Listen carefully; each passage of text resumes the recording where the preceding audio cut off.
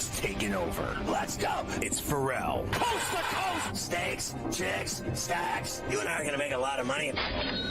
It's Ferrall, coast to coast.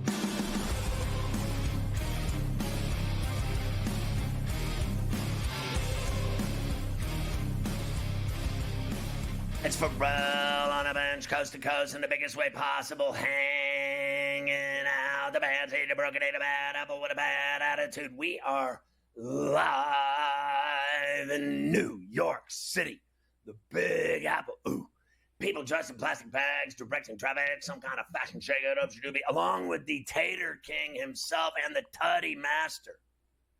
Carver High this afternoon. Mafia running it with Luke, I am your father. The rundown on a Misery Monday.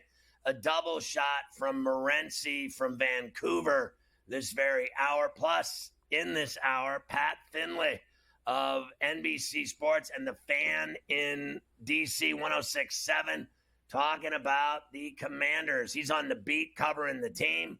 We'll look at their 4-1 hot start in our nation's capital. Plus, in the second hour, Andrew Monaco, the voice of the Texas A&M Aggies, joins us from College Station, coming off their impressive win and blowout of Missouri on Saturday in front of the 12th man at Kyle Field.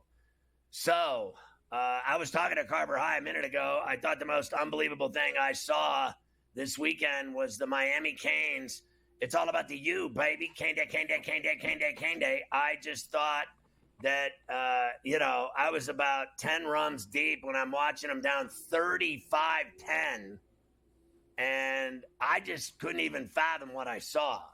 That guy Ward brought them back and won that game flat out. Now, I know there's all kinds of people crying about calls and everything else. When you blow a 30-10 lead, tell your mother, okay? Call your mommy, go do some feeding. You can hang on her for a while and deal with that. Because when you blow a 35-10 lead, this is no different, Mike, than when I said on this show that Alabama blew a 30-7 lead and somehow got the Williams 75-yarder to win that game against Georgia, and then they leapfrogged Texas and Ohio State to be number one. They didn't deserve it. They didn't even. How do you blow a 30-7 lead and you get rewarded because you barely win a game? And then their encore was going to Nashville and getting punked by Vanderbilt, of all things. The Commodes beat them, getting 22.5. They won the game. So what happened to them today? They fell to number 7. That's where they should have been. They never deserved to leapfrog to number 1. I don't buy that for 1 minute. And the amount of hate and vitriol that I got around here for saying it was never ending. How's that taste now there, B? How's that taste? I guess I was right about Alabama not being number 1, and I was right about them with Vandy plus 22.5. I'll tell you another thing I'm right about. That Canes comeback, count it. Count it. I don't want to hear about, they hit the quarterback, targeted the quarterback. You take off running as a quarterback and think you're a badass. You deserve to get lit up. Where I come from, when you're a runner, you get lit up. Cry me a river. I mean, honestly, have a lollipop. Go eat some ice cream if you don't like it. You blew a 35-10 lead, and the Canes are still undefeated. That was the best thing I saw all weekend, Mike. Yeah, happy Monday here on Coast to Coast, as we have a lot to do today. That was a very exciting finish. Late night, of course, on the East Coast, and if you were a Canes fan down in Miami or anywhere, that was a very late night. What did that game end about? Like 2:15 East, somewhere around there, I think. What? Is when that game finally ended.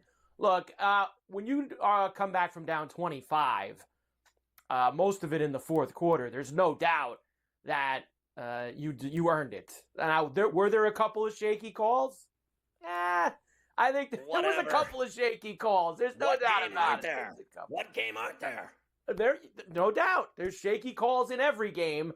And it's weird because we do see shaky calls in every game. We've seen games where I've seen targeting called that was probably less than that situation at the end of the Miami-Cal game, and they did call it. They didn't call this one late Saturday night on Miami. And that's where you get into this problem, and me and you scream about these refs all the time. there's never consistency with any of this stuff that goes on. So but is hey, he your Heisman again? Is it him or the kid at Boise State, Jenny, who's got like thousands of yards and buckets of touchdowns? No one's ever heard of him. It's Cam Ward. Cam Ward going back over 400 yards, leading that comeback, winning that game, running that one ball in from 25 yards out, untouched, by the way. Let me tell you something. I've watched them lose, Mike, for 25 years. I saw them lose 22-0 to Louisiana Tech in a bowl game. You got to be kidding me. Like, it was the worst thing I've ever seen. The fact that they're good again and they're unbeaten, and now that's 2 games they stole from, the devil. Like, the devil tried to take them twice, and they still got it done. The fact of the matter is they're unbeaten and they're good, and he's a badass. He's the Heisman leader, in my opinion, without a doubt. And the fact that they moved up from, I think, 8 to 6, they just keep creeping, and they're badass. He's a badass, and I love seeing him win again. It's good for America. Always good to have the Canes involved. And yes, I think that if I had a vote today, I would probably put him one, and it's close with the kid at Boise at number 2, because I think that's that's the other thing that gets talked about all the time. How much is it an MVP and a team that's going to be in the playoff versus pure stats? That kid at Boise's got ridiculous numbers through the first 5 or 6 games. And they cover. I mean, they're a great betting team. They're a great betting team. I mean, he only had 18 carries the other night, and he ripped off all that damage. Like, they didn't even give him all the full workload. And so that's been a lot of fun as well. They got to go out to Hawaii, I believe, this week to on the move. So always tough when you go across the pond there to the island. So we'll do all the college. So gutless from Alabama, as you said, in that game against Vanderbilt. Absolutely gutless. You cannot lose under any circumstances. Everyone to said Vanderbilt. Crazy. Alabama's number 1. Shut up. You're the worst. Cancer voice, all the rest. Eat a fat D, okay? A big fat D, because they bit it hard. What an embarrassing showing on the road. And they turned on that coach in 5 seconds. You lose to Vanderbilt, you lose all your juice. I mean, it was like he had all the flowers, the roses. He's on ESPN. How about Saban? They got Saban saying the easiest game always is going to Vanderbilt. There's no easier game in the SEC than going to Vanderbilt. And they ran that about a half hour before the game. So how'd that work out? Now he's in the business of predicting games, and he's getting a taste of it, what it's like to pick games wrong and then get abused by idiots. He also makes he also makes the new head coach, DeBoer, look awful, because Saban was king there for so long, always easy going to Vanderbilt, and this guy loses going to Vanderbilt. So in the process, he also does that, which I'm sure people in Tuscaloosa absolutely love, watching Nick give him the business. So we'll do all the college today. We have a lot of NFL to do, of course. They had that long delay last night for the Steelers and the Cowboys. And another game that went very late, if you're a Steeler fan, unfortunately did not end the way that you wanted with that final touchdown in the last minute from Dak getting it done there. So we'll talk about that. Last 20 seconds, fourth down. Last 20 seconds. Third down, last they fumbled 20 seconds. And the Steelers didn't recover it. I mean, it was a disaster. Yeah, it certainly was. Steeler D had an opportunity to seal that game away with that Your team was a disaster in the end, too. The Bills on that sure possession was a disaster. Still 24 hours later, I'm not sure what they were doing down there in the last 30 seconds of that game, just throwing bombs 40 yards down the field when they just needed to run some clock out and get to overtime. I'm really not sure still what Buffalo was doing. So all of that, we have baseball, too. 1-1 in both the NL series. We have game 2s in the AL today, including just about an hour from now in Cleveland. Skubal on the mound for the Tigers as they try to make it 1-1 with the Guardians. So we have and Yankees tonight in the Bronx against Kansas City with Rodon. We got a bet on Skubal today, and the boogie down tonight will be rocking on River Ave. We got it all for you today. Baseball playoffs. How about that Mets-Phillies series? It's just absolutely crazy. Go with us on C2C.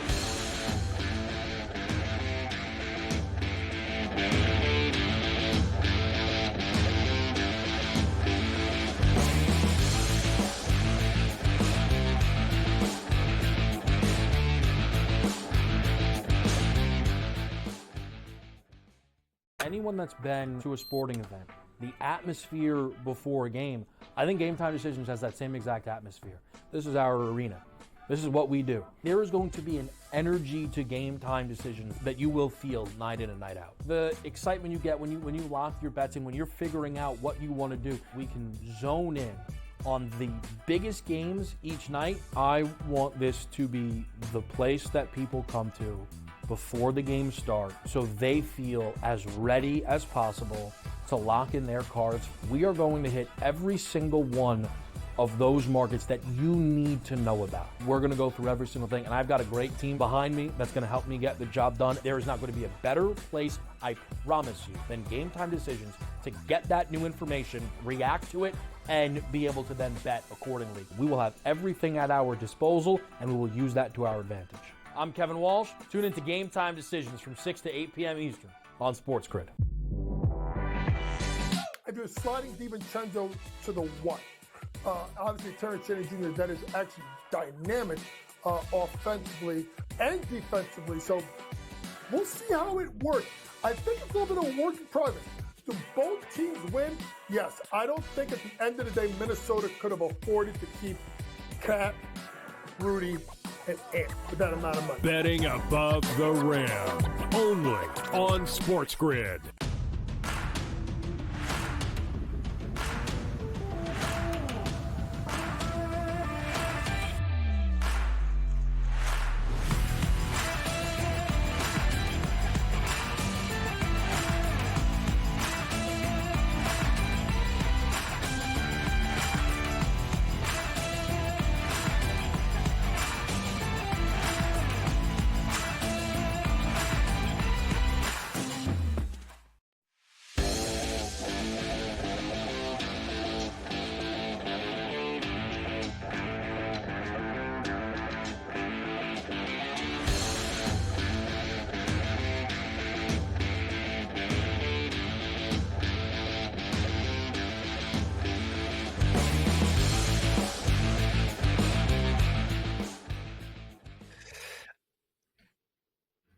All right, so you can catch Sports Rage weeknights at 10 Eastern, 7 Pacific, along all of our outlets on TV stations, streaming networks, radio stations, satellite radio, Sirius XM 159.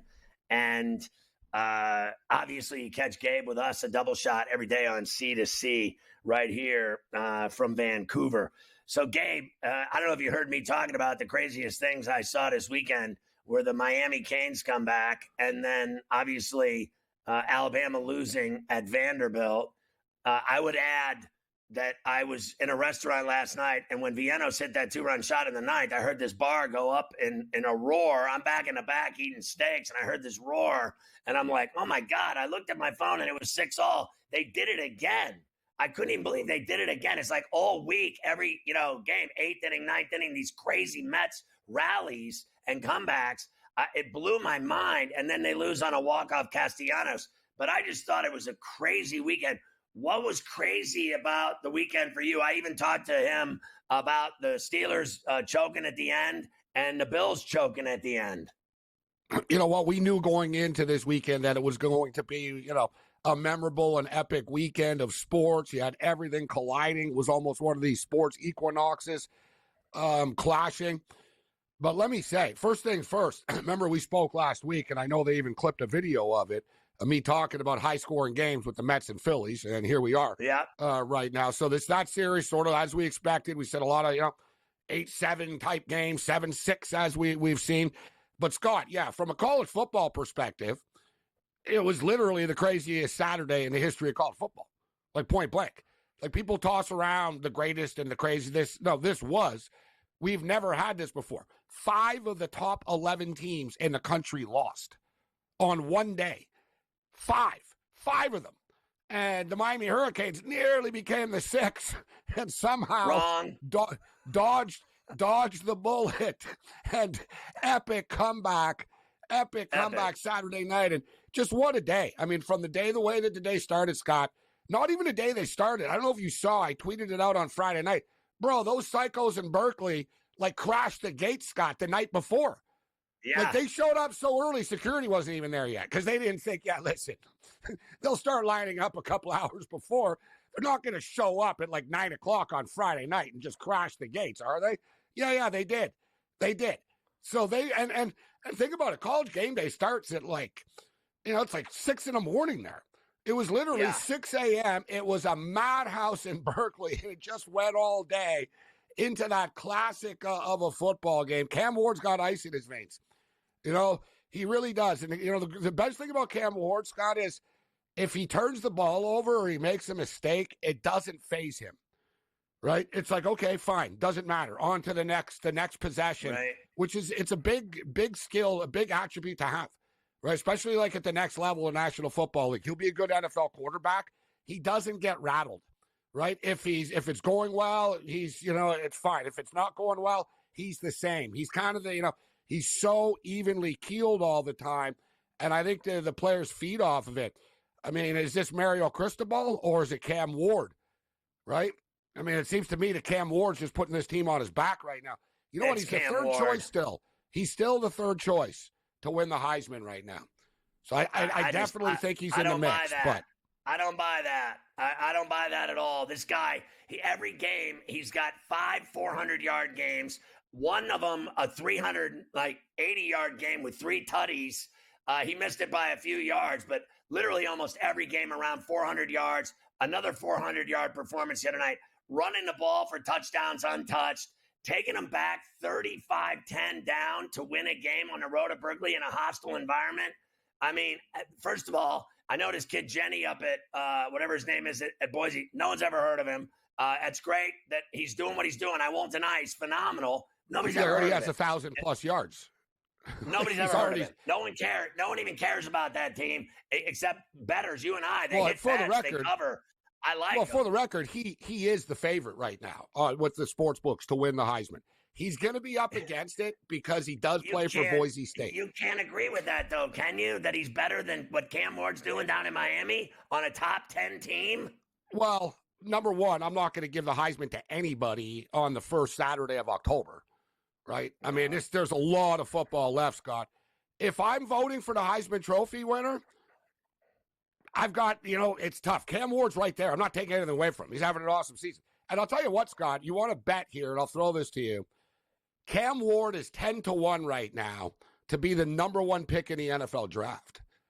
And I think that is legitimate, Scott. I'm not saying he can't win the Heisman, but I'm just saying it's early in the Heisman. Last week, everybody was wrapping the Heisman Trophy and giving it to Jalen Milroe, right? I mean, this stuff changes on a weekly basis. For the record, don't forget about Travis Hunter, Scott, on the Colorado Buffaloes. This kid plays every snap on both sides of the ball and does it at an elite level. And don't look now, but the Buffaloes have only lost 1 game so far this year. They beat Kansas State this week, which I think they can. Dude, they're 5-1, and they're like the front runners to win the Big 12 suddenly.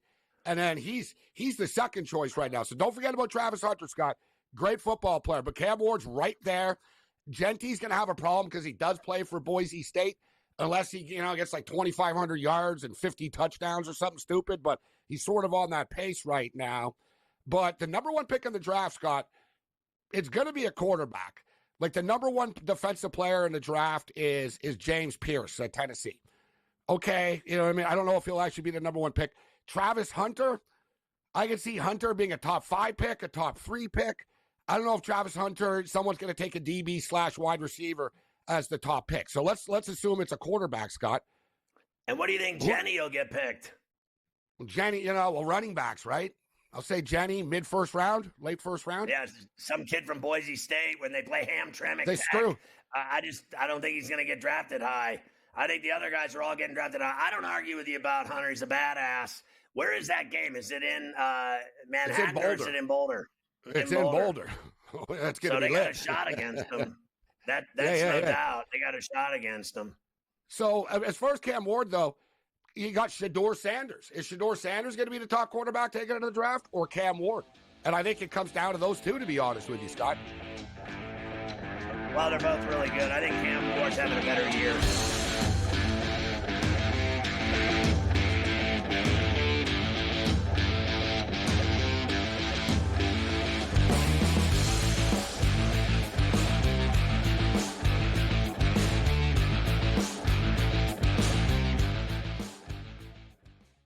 Anyone that's been to a sporting event, the atmosphere before a game, I think Game Time Decisions has that same exact atmosphere.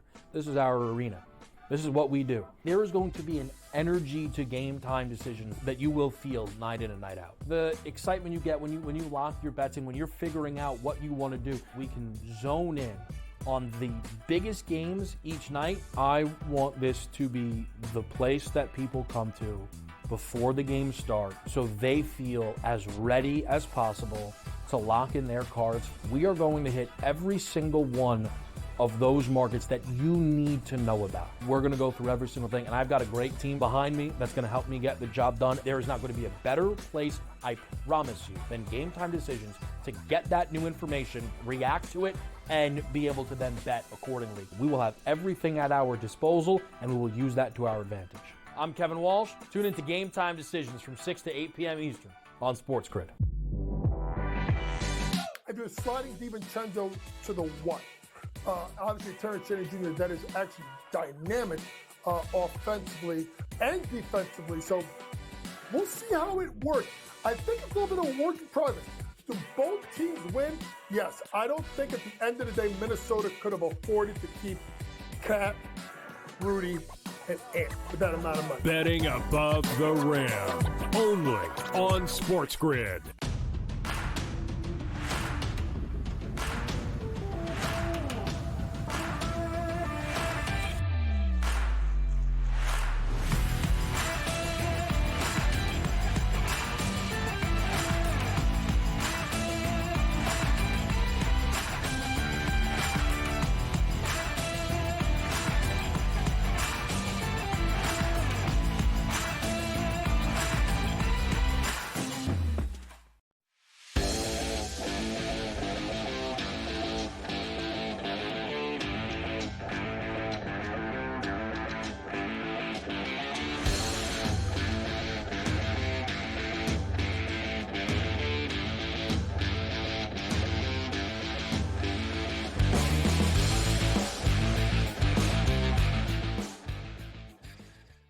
All right, Morency, what was your reaction to, the end of the Bills game? Like, my God, what was going on there? Like, I heard somebody say today that they just expected him to go out and do something big. Like, we need Allen to just pull something off here. And it was just bad decision-making all around. Like, that they just gave him the game. They're like, here, we don't want it. Go ahead and kick a field goal and you win it. Scott, I'm kind of desensitized to the Buffalo Bills' uselessness at the end of football games and finding new ways to lose. Yesterday really got to me. Sean McDermott should write a book, bro, on how to lose a football game in 30 seconds. You know what I mean? Because he's a master of it. He's a kingpin of it. And it's also, I think it's fitting that Sean McDermott, people don't know this. Sean McDermott was actually the national champion high school prep wrestler. All right? So, McDermott was like a good, little pit bull wrestler guy, and he was like the national champion in high school, actually. But he reminds me of a mixed martial artist, of a UFC fighter, Scott, that loses and then just says, well, I just got to, get back to the gym and train harder. Like Sean McDermott, we just got to work harder. No, you don't got to work harder. We already work hard. Like, working isn't the problem. You're the problem at the end of these football games, right? And it's constant. It's just one after another. Like, seriously, Scott, some kid that was smoking a bowl playing Madden would not have run those plays. Like, you know what I mean? Like, if you're playing your buddy, you'd be like, nah, if I do this and I don't complete them, I'm going to lose the game. Like, I understand you're throwing the ball if you're losing the game, Scott. We don't have a choice. We got to throw the ball, and we don't get it, the game's over. The game is tied, Scott. You threw the ball 3 times in a row with 32 seconds left from your goal line. Never once occurring that if we don't get this, we stop the clock, we punt the ball from our goal line, and they're already in field goal range. It was a miracle they came back, Scott. They were down 20-10. They came back. They should have been happy. All right, listen, we got this to overtime. Let's pull it out now. But no, of course not. And I don't want to hear, it's not McDermott, it's Brady. The coach has an effing headset with a microphone for a reason, everybody. Right? The coach hears the plays, man. He's right there. They're all talking to each other. He hears one run. He hears one pass play being called in after another. And what about Josh Allen? Like, how come Josh Allen Josh Allen's got the power enough to say, yo, guys, I don't think it's a good idea. Why don't we just run the ball and get this game to overtime? So what? Yeah. Nobody says anything. We just throw the ball 3 times in a row. Anyone knows Scott Fairbarn's a great kicker on the Texans. I'm not shocked that he hit it for 59 yards. I knew we were doomed. As soon as I threw the ball on the first snap, I was like, okay, I can live with it on the first down. You tried to catch them, big play, fine. Now you just tell the running backs, listen, bro, just run around a bit, kill a couple of seconds, and go down, and we'll just get this into overtime. You gift wrap that game for the Texans, Scott. You gift wrapped them. Oh, yeah, in the same way we gift wrapped Xavier Worthy to the Kansas City Chiefs in the draft. Same way we gift wrapped Patrick Mahomes in the draft for them.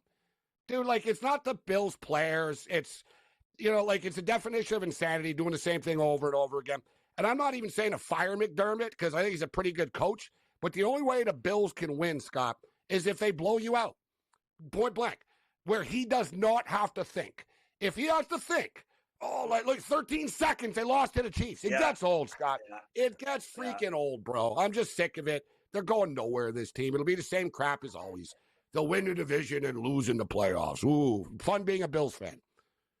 So tonight at Arrowhead, you've got the Saints getting 5.5 against the unbeaten Kansas City Chiefs, playing in front of their fans in Kansas City. Who do you like? Yeah, listen, at the best of times, the Kansas City Chiefs have not been a good ATS team.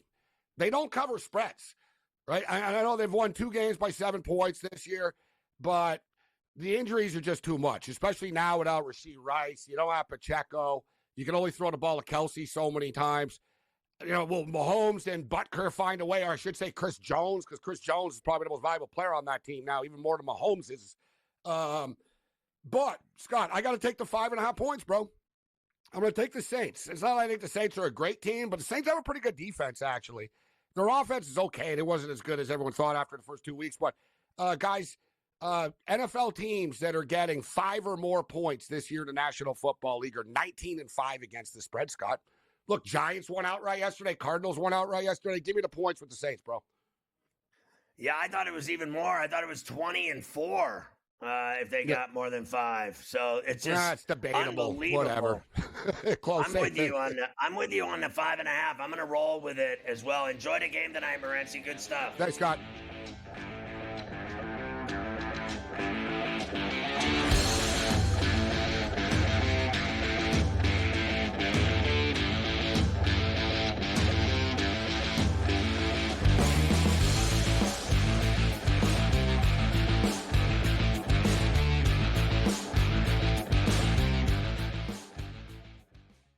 Anyone that's been to a sporting event, the atmosphere before a game, I think Game Time Decisions has that same exact atmosphere. This is our arena. This is what we do. There is going to be an energy to Game Time Decisions that you will feel night in and night out. The excitement you get when you lock your bets in, when you're figuring out what you want to do, we can zone in on the biggest games each night. I want this to be the place that people come to before the game starts so they feel as ready as possible to lock in their cards. We are going to hit every single one of those markets that you need to know about. We're going to go through every single thing, and I've got a great team behind me that's going to help me get the job done. There is not going to be a better place, I promise you, than Game Time Decisions to get that new information, react to it, and be able to then bet accordingly. We will have everything at our disposal, and we will use that to our advantage. I'm Kevin Walsh. Tune into Game Time Decisions from 6 to 8 p.m. Eastern on SportsGrid. I do a sliding DiVincenzo to the 1. Obviously, Terrence Jennings Jr., that is actually dynamic offensively and defensively. So we'll see how it works. I think it's a little bit of a work in progress. Do both teams win? Yes. I don't think at the end of the day, Minnesota could have afforded to keep Cat, Rudy, and Ant with that amount of money. Betting above the rim, only on SportsGrid.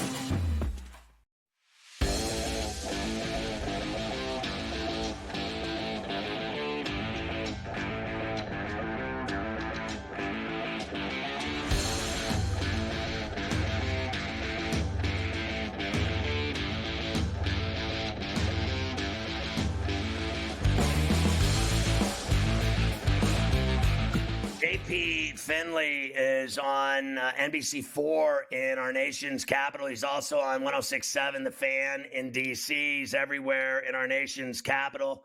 It's great to have you on, JP. I got to ask you, what has the reaction been to how hot this football team is? Because they've been awful for a long time, and now this kid shows up, and they're winning every game they play. They've won 4 in a row. And, I mean, they lit it up yesterday. What are the fans like and the reaction on the radio side, on the TV? It's got to be pretty exciting right about now in D.C. Folks are thrilled. It's really exciting.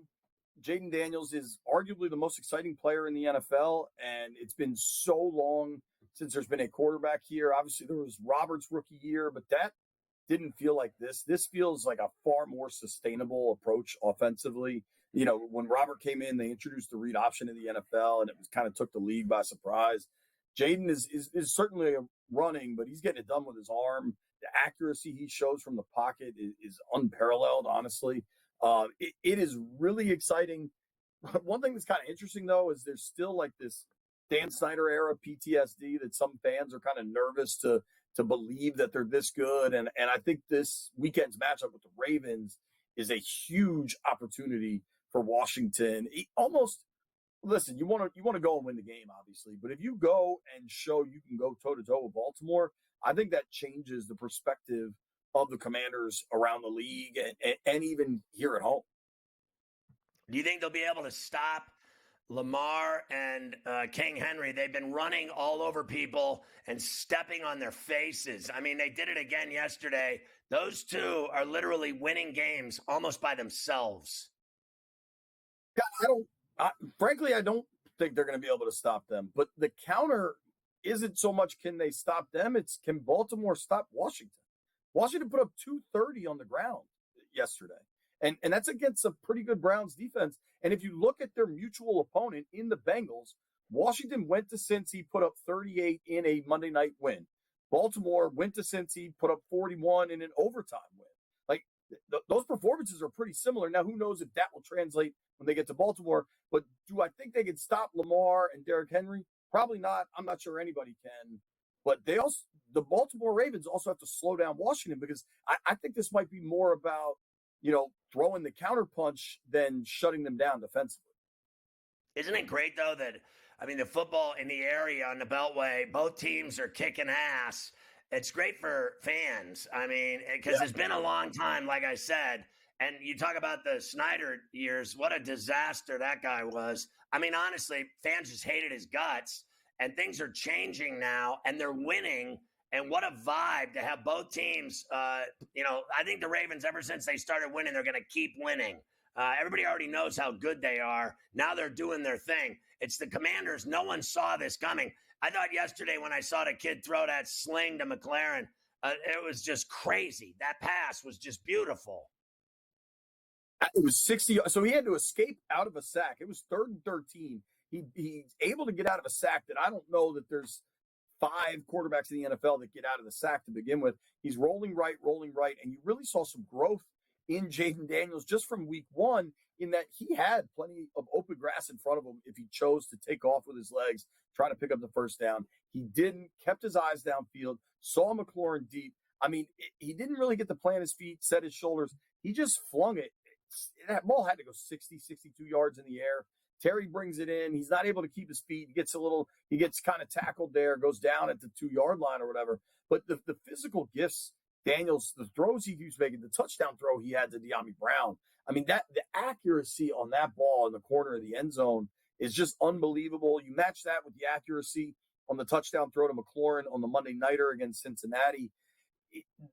Jaden Daniels looks like he can do it all. And Scott, to your point, the Ravens, fortunately, unfortunately, however you view it, they've been kicking ass for some time. 2 Super Bowls in the last 25 years, whatever that is, and just a perennial playoff team, perennial contender under John Harbaugh. Washington hasn't been that. Washington's largely been a roller coaster disaster, and it feels so different now because you've got new ownership. I think of all the candidates to take over a front office last year, they got the best one in Adam Peters, who had success with the Niners, success with the Broncos, success with the Patriots. Dan Quinn there was some consternation about the hire. He's been really good since he got here. He's certainly that leader of men on a roster that's half young, half old, and they're trying to rebuild on the fly and win. For Washington specifically, there is more reason for optimism than there's probably been in 25 years. I mean, the thing I saw about him was like in the clubhouse when Kingsbury, they gave him the game ball. This is a couple weeks ago, and they all went crazy.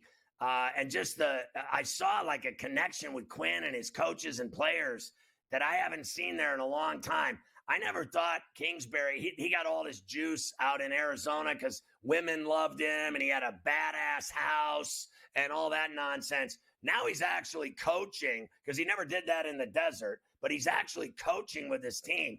I like what I'm seeing from guys that are like coaching and doing their jobs and not being celebrity coaches. Celebrity coaches, nonsense. I need guys to coach, guys to win games. And then you got these two rock star quarterbacks. Your guy, the Heisman winner, and this guy, Lamar, they're both so, you gravitate toward them. Like there's something about Lamar. Like I'm a Steeler fan. I literally try to trade my entire team for him. I would trade the owner, the players, the ball boy, to get my hands on a guy that talented. I know how cool he is. And I think this kid you've got now in D.C., he's the same thing. I mean, you got rock stars everywhere, coaching, players. It's crazy. Yeah, it's been interesting, specifically with the coaching staff and Kingsbury. If you look back to Arizona, I mean, Cliff kind of got the job because of his track record with quarterbacks, working with Baker Mayfield, working with Patrick Mahomes. He gets to Arizona. They draft Kyler Murray. Kyler Murray's Rookie of the Year. They built in Arizona under Cliff, and they had a really good season in 21. I think they went 11-5, lost in the playoffs. But the following year, Kyler gets hurt. That thing just falls apart. And you're definitely right. There was some celebrity status. There was the viral photo of Cliff during COVID with that sick house and everything. Since he's been here, he's been very low key. He doesn't do a lot of interviews. He does kind of the media that all offensive coordinators are mandated by the league to do. And other than that, just kind of keeps it very low key. I think that's on purpose. He and Jaden have a really good relationship. The deep shot to De'Ami Brown yesterday, the touchdown throw, was actually Jaden asked Cliff if he could check to it, and Cliff's like, "Hell yeah, man, go for it." And I think those two going forward will be really well served, and maybe Cliff's able to parlay that into another head coaching job down the road. But he doesn't seem interested or focused on that. Some of that is probably Arizona still paying him a whole lot of money because he got the contract extension. So, he's able to just really enjoy working with his rookie quarterback and seeing his name and profile, vault back up. I got a minute left, respectfully. I got to ask you, when you were watching Deshaun Watson yesterday, how bad did you think he sucked? And did you ever think, man, this guy, he just doesn't matter anymore? He's like finished. He seemed disinterested, frankly. After he took a couple big hits on a scramble, Mikey Samerstill's a rookie out of Michigan, gave him a good pop. I don't know if you've seen it. Go find this fourth down play where the play comes in from the sideline and Watson just kind of jogs off. Now, maybe they had 12 on the field or something, but I don't know what happened there. Yeah, I saw it. He's that offense completely broken. I think you saw Washington be pretty aggressive on fourth downs offensively because they had zero concern of giving the ball back to Cleveland. And to me, if you're actually trying to win games, you got to go to Jameis. But that Brown situation with bad ownership and toxicity, I'm glad I'm out of that world in D.C. What a shame. The Bengals and Browns stink. What a shame. All I got to worry about is the Ravens. I'm going to the Steeler-Raven game November 21st. JP, great stuff, man. I appreciate you so much.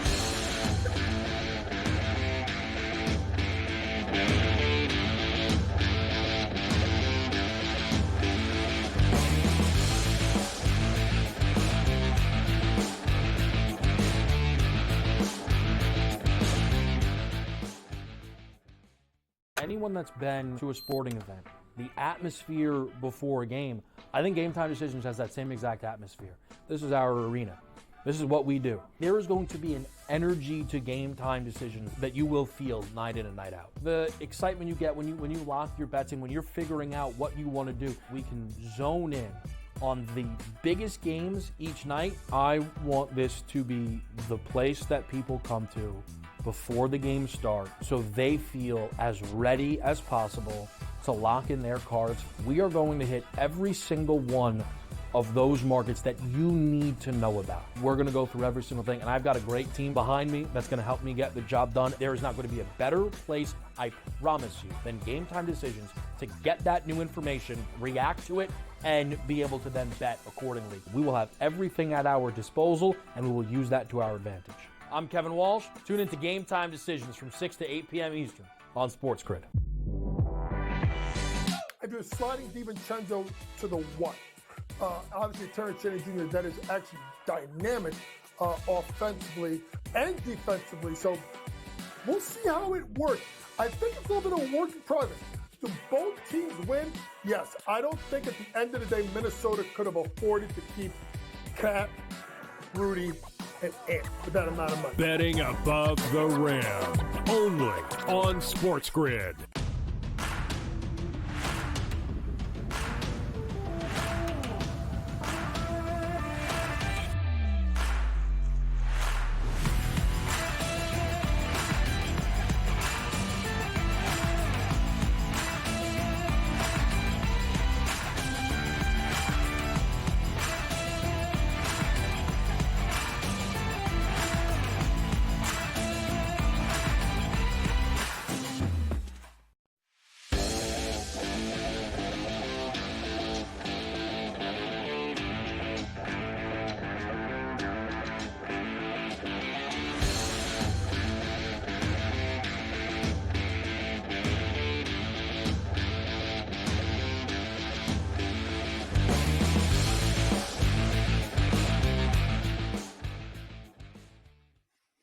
Your boy Dusty is doing the pregame on TBS Carver High for the Tigers and Guardians Game 2 in Cleveland of their division series. Dusty styling on the set. He's got it all going on today. Yeah, Dusty, good to see him out there. Who else they got? They're still rolling Pedro and Jimmy Rollins. I haven't watched any TBS and Rollins pregame stuff. I'm so used to seeing Fox because they have the big glitzy name, A-Rod, Jeter, Ortiz. Jeter they got. Take it. Did you see Jeter take it from behind when he made fun of Big Poppy? Where's all your momentum now after Wheeler pitched 7 innings and then in the 8th inning the Mets kicked their ass? He had to eat a massive hoagie after that one. He certainly did, that's for sure. But they are going to get started here with the baseball playoffs, Game 2s in the ALDS this afternoon, or one this afternoon, one tonight. Since it's about to start, Scotty, we got to get the numbers out here. Tigers and Guardians. Guardians won Game 1 on Saturday, 7-0. They had a big first inning, scored a bunch of runs, and they never looked back after that. 3-run homer by Lane Thomas as part of that. But today, the Tigers will send their ace up there. Tariq Skubal gets the ball against Matthew Boyd, a former Tiger, by the way. Right now, Scotty, minus 130 for Detroit, plus $110 for Cleveland. And I've seen this total, believe it or not. This is one of the lowest. I know in the postseason they get low. I've seen flat sixes. I've even seen at one place a few minutes ago a 5.5, believe it or not. The total for this game here today. Now, that's pretty low, even with a guy like Skubal on the mound. Well, I mean, his buddy Boyd's pitching. I think it's going to be a low-scoring game. I really do. This guy just doesn't give up runs. He's a beast. He is the best pitcher in baseball, as far as I'm concerned. Now, I thought Wheeler was phenomenal in that game on Saturday. He was totally dominant, 30 whiffs, guys swinging and missing. But, that's fine. That's another stat, these analytic people talking about how many times guys swing and miss. At the end of the day, it's a 9-inning game. And when you go to your bullpen in the 8th inning and you give up 6 runs, 5 runs, whatever it was, you lose. I don't care what Wheeler did. I really don't. Like, you can talk about how great it's like what Jeter did. Jeter thought he said the game's over. They're going to close it out. They're going to win. He was dominant today. This game's over. And that game was so far from being over. I mean, what'd they have? Like, how many 2-out hits did they have? It was unbelievable. So, I think Scooble's better than Wheeler. I really do. I mean, his numbers are, let's face facts. Sale had better numbers than Wheeler. Sale is going to win the Cy Young in the National League. He had the Triple Crown in the NL. Scooble had it in the AL. I still like Scooble today, to be honest with you, to beat him. I really do. He's just so unbelievable. The guy goes out and he just mows guys down. He's got like so many pitches, and they have to win this game. Now, remember, yesterday, both teams that were down 1-0 won and made it 1-1. I think there could be more of that today. I think with Scooble on the bump, they got their only shot here. They have to win this game. If they lose this game, I think they lose the series. I'm with you. Just like in the wild card round against Houston, I think for the Tigers to pull these upsets in these series, they have to win the Scooble games. It's just an absolute must. They have to win them. Yes. This is one of those spots. They are not done in this series, but they will be done if they lose Scooble, because then they won't have Scooble, remember, either game at home, games 3 or 4. They won't have Scooble in either of them, and they're going to have to win both of them if they lose it today. So I'm with you. I'm taking Scooble with the Tigers here to make this a 1-1 heading back to Detroit on Wednesday for Game 3. But we, of course, will be watching that the entire day here on Coast to Coast once they get started in about 20 minutes out there in Cleveland. Can I tell you a funny story real quick? Sure. So I have the most annoying friend, and Mafia knows who I'm talking about. And you know him too. My painful friend in Vegas who's a gigantic Phillies fan. So this guy is just – he's one of these friends that – and I'll make fun of him here because I can do it. I don't care what he thinks. Here's the deal. Is there anything worse than a friend that tries to get you to root for their teams? Like, is there anything worse than that? Like some guy, like he checks in with me before the game. He goes, I know you're rooting for my Phillies today, aren't you? I'm like, no, I'm not. Like, are you kidding me? This guy, what? You want me to root for your teams? For what reason? I root for your team. I don't care if you root for my teams. Honestly. So when the game was, when they scored the 5 runs, I texted him. I go, there's some really good college football games you should turn to. And this guy snapped. He snapped like I haven't heard from him since. He's like, I cannot believe that you rubbed that in my face. I can't believe a true friend would rub that in my face. I'm like, dude, you're a P. I go, you're such a P. Dude, honestly, go have your wife make you some cookies or something, you femme. I go, listen, I abuse my friends when their teams choke. There's nothing more fun in the world, is there? When your buddy's team like has it all in the bag and then they choke, don't you rub it in their face? Why not? What are friends for? Honestly.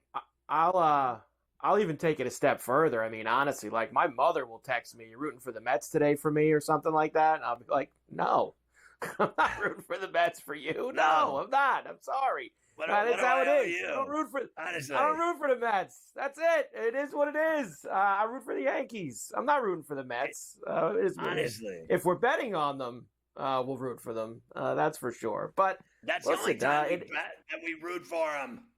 That's it. If we're betting on them, that's the only time that we can actually go. I gotta admit, I'm rooting for them now because I want the Phillies to lose. I think the Phillies are better than the Mets.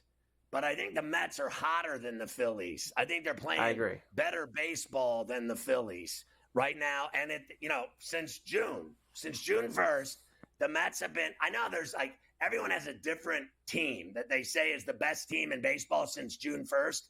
It's not true. The Mets had the best record in baseball since June 1st, hands down. True. The Padres and Dodgers were close, but no cigar. The Mets were the best team in baseball since June 1st, and that's all there is to it.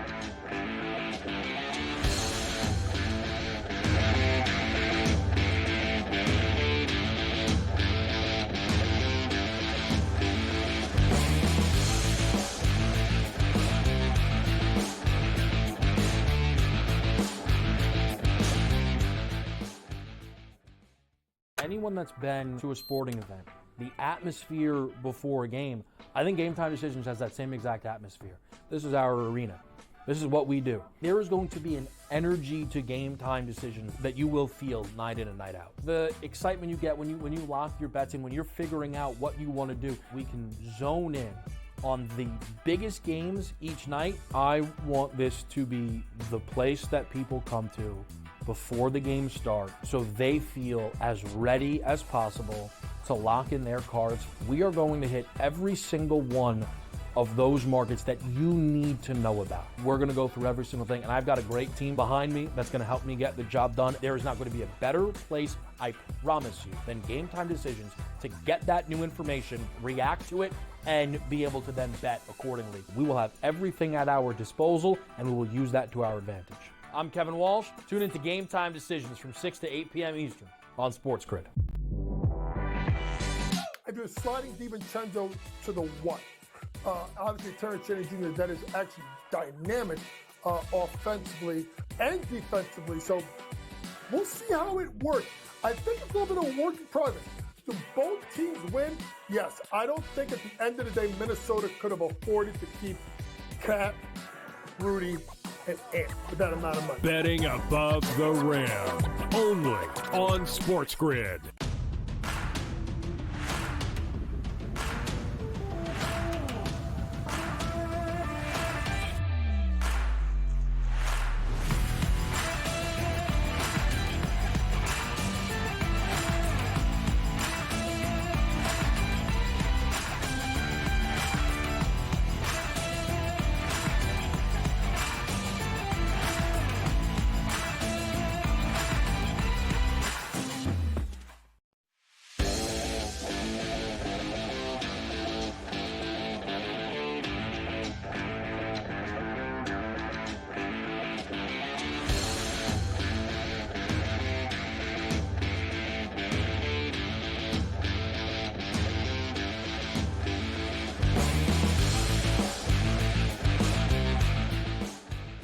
So, yeah, that game, the Phillies game, bothered me yesterday. It really did. I told you I was in the steakhouse, and I heard that roar, and they tied it, and then they lose it in the bottom of the ninth. I mean, that was just awful. I mean, it was awful for me.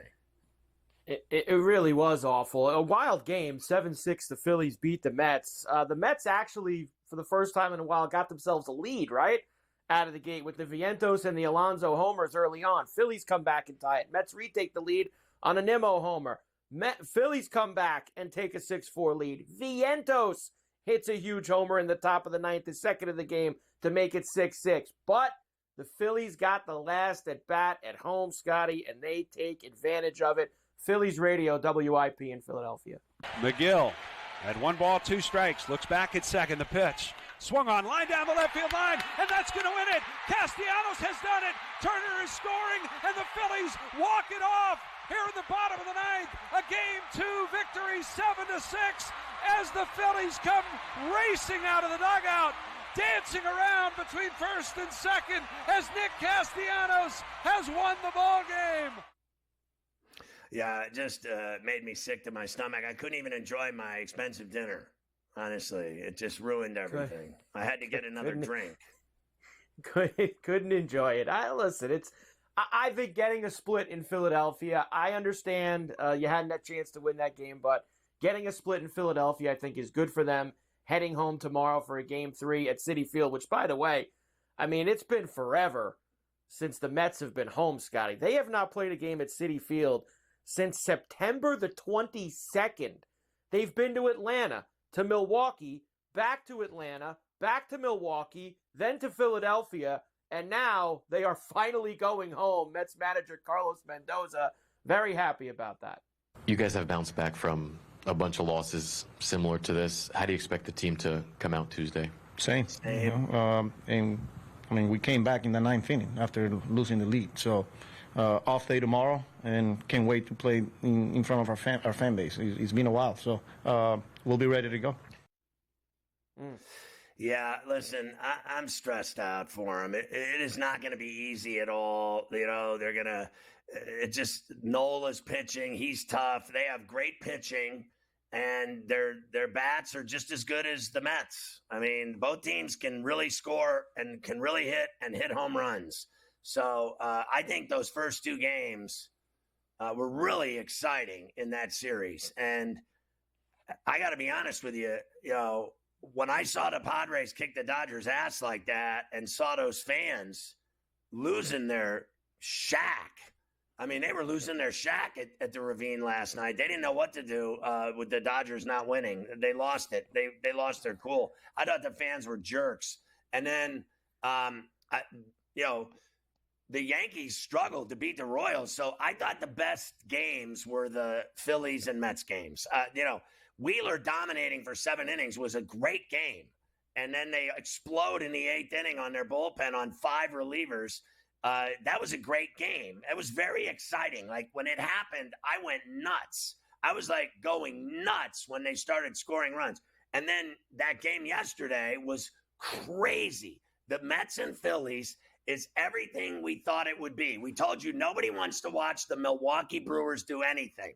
The only thing we care about Milwaukee is Bob Uecker. That's it. It ends right there. So you got what you wanted, and it turns out we were right. The Mets and Phillies are the best series. It really is. Bob Uecker and Bill Michaels. Don't forget that. Bob Uecker and Bill Michaels. Bill Michaels juice. You're right. Bill Michaels. We gave him juice. Bill as well. They will play Game 3 at Citi Field tomorrow night. Actually, tomorrow, while we're on, 5 o'clock East. First pitch, Aaron Nola and Sean Manaea. Well, of course, we'll do more on this tomorrow. As of now, Phillies slight road favorite, -115, with the Mets -105 and a 7.5. That place will be, as we mentioned, Scotty, like Yankee Stadium the other night. I think that Citi Field will be jumping for Aaron Nola tomorrow. Yeah, listen, I don't know how much that line's going to change. I really don't. Yeah. And so I like that price right there of the Mets. I like that price. Look, I think Manaea's pitched great.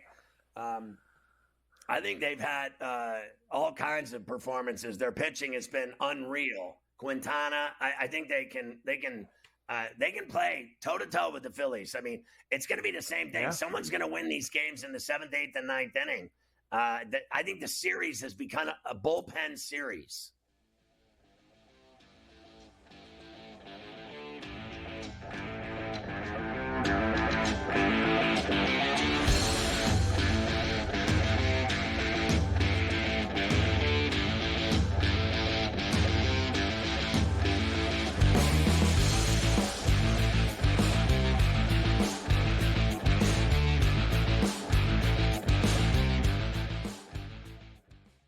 Anyone that's been to a sporting event, the atmosphere before a game, I think Game Time Decisions has that same exact atmosphere.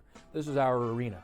This is what we do. There is going to be an energy to Game Time Decisions that you will feel night in and night out. The excitement you get when you lock your bets in, when you're figuring out what you want to do, we can zone in on the biggest games each night. I want this to be the place that people come to before the games start so they feel as ready as possible to lock in their cards. We are going to hit every single one of those markets that you need to know about. We're going to go through every single thing, and I've got a great team behind me that's going to help me get the job done. There is not going to be a better place, I promise you, than Game Time Decisions to get that new information, react to it, and be able to then bet accordingly. We will have everything at our disposal, and we will use that to our advantage. I'm Kevin Walsh. Tune into Game Time Decisions from 6 to 8 p.m. Eastern on SportsGrid. Your gut says Miami is going to win, and you should take the over. Your gut also said your NFT selfies would only go up in value. They didn't. But your head is on SportsGrid and knows the QB is in concussion protocol. The backup has a 45 QBR against the zone coverage. The New York D has the most sacks in the league.